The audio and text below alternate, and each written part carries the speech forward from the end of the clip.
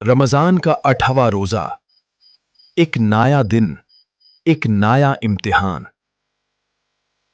अली बेटा उठ जाओ, सहरी का वक्त हो गया। अम्मी थोड़ी देर और। रोजा सब्र और शुक्र सिखाता है। मैं स्ट्रांग रहूंगा इंशाअल्लाह।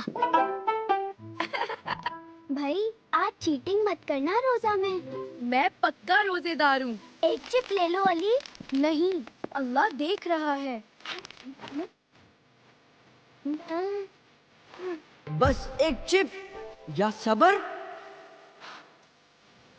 सबर।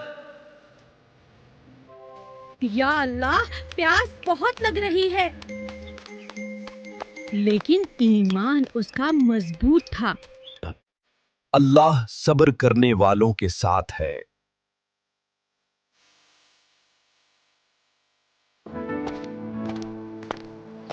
बस थोड़ा सा वक्त और।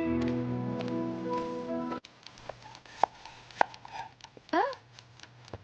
भाई बस 10 मिनट। या अल्लाह कबूल फरमा।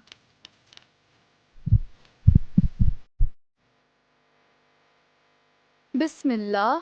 अल्हम्दुलिल्लाह। मैंने सब्र कर लिया।